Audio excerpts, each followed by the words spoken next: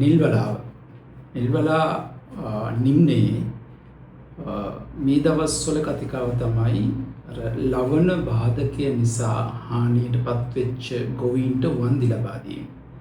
මේක ඇත්තටම මීට ඉස්සෙල්ලා තිබිච්ච රජය වගේනුත් ඒ කියන්නේ රනිල් වික්‍රමසිංහ මහත්මයාගේ රජයනුත් යෝජනා වුණා. සහ මේ රජය බලයටපත් වුණාට පස්සේ දිගින් දිගටම යෝජනා වෙච්ච සහ ක්‍රියාත්මක නොවිච්ච ගැටලුවක්. මේ නිසා අපි තීරණය කරා මේ සම්බන්ධයෙන් කතිකාවක් ආරම්භ කරන්න. විශේෂයෙන්ම ගොවින්ගේ හඬ සමාජගත කරන්න ඕන කියලා කියන අදහසෙන්. ඇත්තටම නිල්වලාවේ මොකද්ද උනේ? නිල්වලාව කියන්නේ අපි දන්නවා කිලෝමීටර් 70 විතර දිග ගඟක් දිනියායෙන් පටන් අරගෙන මාතරින් මුහුදට ගලා එන ගඟ. මේ ගඟේ ස්වභාවය අනුවම සමහර ගැටලු ඇති වෙලා තියෙනවා කාලෙන් කාලෙට. එකක් තමයි දැන් දෙනියායෙන් පටන්ගෙන අකුරැස්ස දක්වා එන දුර ප්‍රමාණය. ඉතින් මේ ගඟේ යම්කිසි බෑවුමක් තියෙනවා. ටිකක් ගැඹුරු බෑවුමක් තිබෙනවා. ඊට පස්සේ අකුරැස්සේ ඉඳලා අවසාන කිලෝමීටර් 30 සමතල භූමියක ගමන් කරන්නේ. ඒ විතරක් නෙමෙයි. මේ සමතල භූමිය තුල සමහර ස්ථානවල ගඟේ පතුල මුහුදු මට්ටමකට වඩා යටින් තියෙන්නේ. මේ නිසා පායන කාලවලදී ලවණ මිශ්‍ර ජලය, මුහුදු ජලය ගඟ දිගේ ඉහළට ගලා යනවා. මේ ගැටලුවක් වෙනවා. මොකද මේ සමහර ස්ථානවල තියෙනවා ජල පොම්පාකාර පානීය ජලය පොම්ප කරන ස්ථාන. මෙන්න මේ පානීය ජලයට ලවණ මුසු වෙන එක වළක්වන එක ගැටලු සහගත වෙලා තියෙන දීර්ඝ කාලීනව තිබිච්ච ප්‍රශ්නයක්. ඉතින් මේකට කරපු දේ තමයි తాවකාලික විසඳුම් තමයි දිගටම තිබුණේ. වැලි කොට්ට ගහලා ගඟේ ඒ පායන කාලවලට මේක යම් කිසි ප්‍රමාණයකින් අඩු කර ගැනීම තමයි සිදු වුණේ. හැබැයි 2019 මේකට ස්ථිර විසඳුමක් විදියට ගඟ හරහා කොන්ක්‍රීට් බැම්මක් ඉදි කරා. ඒක තමයි ලවණ බාධකය කියලා කියන්නේ. ඒ කියන්නේ ගොවින්ගේ භාෂාවෙන් මෝඩ් බැම්මක් කියලා කියන්නේ මේ පායන කාලවලට විතරක් අවශ්‍ය දෙයට සම්පූර්ණ අවුරුද්ද පුරාම තියෙන ස්ථිර කොන්ක්‍රීට් බැම්මක් ගඟ පතුලෙන් ඇති කරාට පස්සේ අනිවාර්යයෙන්ම වෙන්නේ තමයි ඒ අවට තියෙන කුඹුර යට වෙනවා, ගම් වතුර තත්ත්වය වැඩි වෙනවා. මේ සියලු ප්‍රශ්න ඇති වෙනවා. එතනින් තමයි මේ ප්‍රශ්නේ ඇති වෙන්නේ. 2019 ඉඳන් මේ දක්වා කන්න 10කට වැඩි ප්‍රමාණයක් ගොවින්ගේ අස්වැන්න අඩු වෙලා, කුඹුරු පාළු වෙලා, අනිකුත් වගාවන් පාළු වෙලා ගම් වතුරෙන් බැට කන්න සිදු වුණා මාතර දිස්ත්‍රික්කයේ ජනතාවට. ප්‍රාදේශීය ලේකම් කොට්ටාස 7ක දහස් ගණනක ජනතාවට. අන්න ඒ සම්බන්ධයෙන් තමයි අපි මේ කතිකාව පටන් ගන්නෙ. දැන් මේ වන්දි ලබා දෙන්න හදන මොහොතේ මොකද ගිය රජයත් වන්දි ලබා දෙන්න උත්සාහ කරා. නමුත් දුන්නේ නැහැ. මේ රජය වන්දි ලබා දෙන්න උත්සාහ කරන මොහොතේ ඇසිය යුතුම ප්‍රශ්න කීපයක් තමයි මේ අපි අහන්න හදන්නේ. පළවෙනි එක තමයි මේ ප්‍රශ්න අතර දැන් මේ වන්දි ලබා දෙන්න උත්සාහ කරන්නේ 2019 යල කන්නේ ඉඳලා 2022 යල කන්නේ දක්වා කන්න 7ක් සඳහා පමණයි. එතකොට අපිට බරපතල ප්‍රශ්නයක් ඇති වෙනවා. මොකක්ද මේ කන්න 7 තෝරා ගැනීමේ පදනම කියලා. මොකද අපි මේ දත්ත අරගෙන බලනකොට මේ මාතර දිස්ත්‍රික්කයේ නිෂ්පාදන දත්ත අරගෙන බලනකොට අපිට පේනවා දැන් අපි පසුගිය වසර 10 වගේ දත්ත අරගෙන බැලුවොත් අපිට පේනවා සාමාන්‍යයෙන් යල කන්නයක් ගත්තත් මහ කන්නයක් ගත්තත් මාතර දිස්ත්‍රික්කයේ නිෂ්පාදනය මෙට්‍රික් ටන් 35000 42000 වගේ අතර පරාසයක විචලනය වෙනවා. හැබැයි මේ ඉදිකිරීමෙන් පස්සේ මේක සමහර කන්නවල කඩාගෙන වැටුණා මෙට්‍රික් ටන් 22000 දක්වා. ඒ කියන්නේ 15000ක වගේ අඩුවීමක් ආවා. මේ අඩුවීම සාපේක්ෂව වැඩි වුණේ මේ නිල්වලා ලවණ බාධකයේ ඉදිකල ඉවරනට පස්සේ. කියන්නේ 2022 පස්සේ වෙච්ච හානිය සාපේක්ෂව වැඩි. එහෙම තියෙද්දී ඇයි මේ 2022 යල කන්නේ දක්වා කන්න 7ක් තෝරගත්තේ කියලා අපිට බරපතල ප්‍රශ්නයක් එනවා. මේ ඒ පදනම තෝරාගත්ත පදනම. අනිත් එක තමයි එහෙමනම් 2022 පස්සේ දත්ත අරගෙන බලුවොත් අපිට පේනවා 2023 යල කන්නේ නිෂ්පාදනය මෙට්‍රික් ටන් මාතර දිස්ත්‍රික් නිෂ්පාදනය මෙට්‍රික් ටන් 20989යි. 23 24 මහ කන්නේ මේක 25000යි. Metric ton 25000යි. 24 යල කන්නේ 24000යි. 24 25 29000. ඒ කියන්නේ අපිට පේනවා අර 35000කට වඩා ඉහළින් තිබිච්ච නිෂ්පාදනය මේ දිගටම කඩා වැටලා තියෙන්නේ මේ ඉදිකිරීමෙන් පස්සේ. එහෙම තියෙද්දි ඇයි මේ 2022 යලකන්නේ දක්වා පමණක් වන්දි දෙන්න තීරණය කරේ?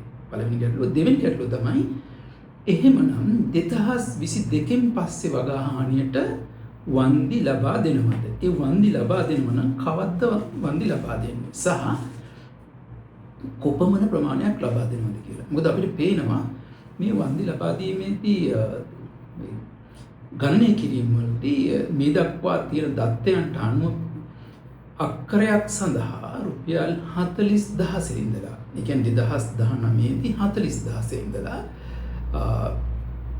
2022 වෙනකොට මේක 64000 දක්වා වැඩිවීමක් කරලා තියෙනවා. අපිට පේන විදිහට දැනට තියෙන අපිට ලබාගත හැකි දත්තයන්ට අනුව. ඒ කියන්නේ වන්දි ලබා දීම වැඩි වෙමින් තමයි යන්නේ. එහෙමනම් 2022න් පස්සේ තවත් මේක වැඩි කරනවද? මොකද්ද කරන්නේ? 2022න් පස්සේ ගොවීන්ට වන්දි ලබා දෙනවද? මේ ප්‍රශ්න ටික තියෙනවා. ඒකත් අපි අහන්න. තුන්වෙනි ප්‍රශ්නේ තමයි ප්‍රශ්නේ එතනම තිබෙන්නේ. වන්දි ලබා දෙන්නේ ප්‍රශ්නෙට පිළිතුරු හොයන්නේ නැද්ද කියන එක.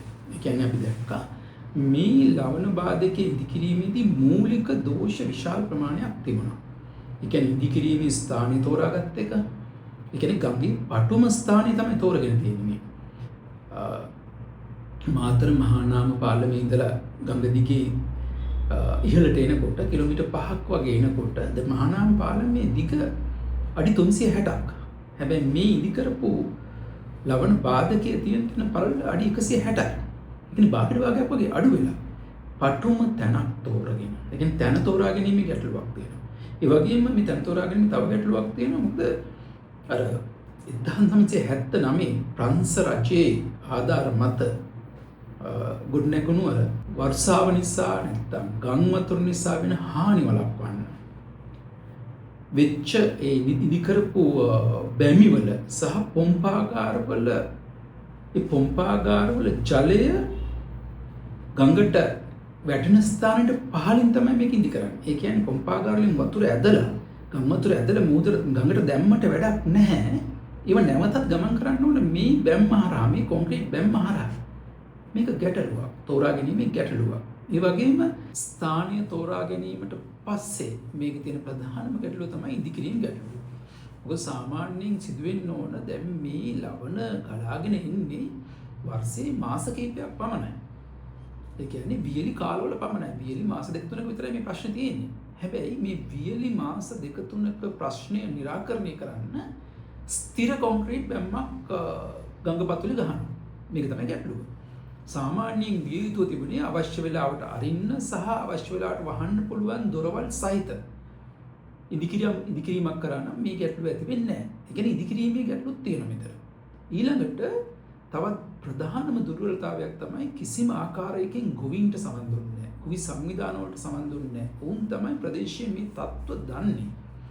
මේ නිසා අවම වශයෙන් ප්‍රාදේශීය ලේකම් කොට්ටාස 7ක ගොවි ජනතාව දහස් ගණනක් කුඹුරුවක් කර දහස් ගණනක් නිරන්තරයෙන් ජලයෙන් යට වෙන්න පටන් ගත්තා මේ ගැටලුව හන්දා. එතකොට මේ ගැටලුව निराකරණය කරන්නේ නැද්ද? වන්දි ගෙවගව ඉන්නද හදන්නේ? දැන් කරන්නේ පහුගිය වසරේ දෙකේ ගොවින්ගෙන් ඇතිවෙච්ච අති විශාල පීඩනය හන්දා මේ ඉදිකිරීමේ සමහර කොටස් කඩලා දැම්මා.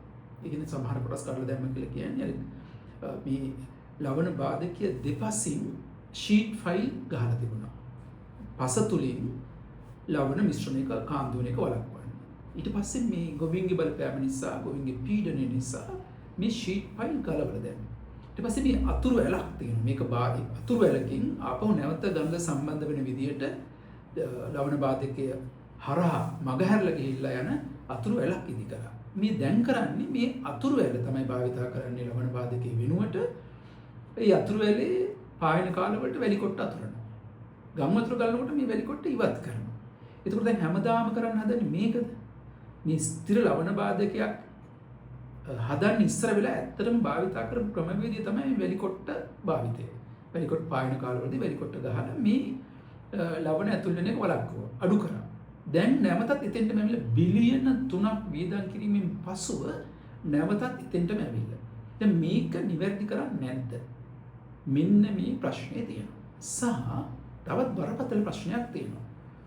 මේකට කවුරු හරි වැරදිකාරයෙක් ඉන්න ඕනනේ. ඒ කියන්නේ බිලියන 3ක අතිවිශාල මුදලක් වියදම් කළා මෙහෙම ස්ථිර බාධකයක් ඉදි කරන්න තීරණය ගන්නකොට සලකා බැලිය යුතු කරුණු සලකලාද මේක කරේ. දැන් එතන බිලියන 3යි. දැන් මේ සැරේ මිලියන 1200ක් බිලියන 1.2ක් වන්දි විදියට ගොවින්ට ලබා දෙනවා. ඒ වගේම දැන් වාර්ෂිකව මේ ලවණ බාධකයට ඉහළින් ගඟ පතුල එකතු වෙන රොන් මඩි ඉවත් කරනවා, වැලි ඉවත් කරනවා. ලක්ෂ ගාණක් මුදල් එතන වැය වෙනවා. ඒ වගේම අර ෂීට් ෆයිල් ටික ඉවත් කරන්න විශාල මුදලක් වියදම් කරා. දැන් නැවතත් වැලි කොට්ට ගහනවා, වැලි කොට්ට ඉවත් කරනවා. මේ ක්‍රමවේදයට යන ලක්ෂ ගණන් මුදල් වියදම් වෙනවා. මේ සියල්ල සිදු වුණේ අර මම කියපු ඉදිකිරීමේ තිබිච්ච දුර්වලතා, ස්ථානීය තෝරා ගැනීමේ තිබිච්ච දුර්වලතා මේ සියල්ල නිසා. මේකට වගකිය යුතු පිරිසක් සිටිය යුතුයිනේ. ඔවුන්ට කිසිම ආකාරයක දඬුවමක් නැද්ද? මේක මෙහෙම්ම තේන්දෙනවද? මේ මහජන මුදල් නේද මේ නාස්ති කරන්නේ? මේ සම්බන්ධනොත් බරපතල කතිකාවක් සමාජය තුළ දැන්වත් ඇති වෙන්න ඕන.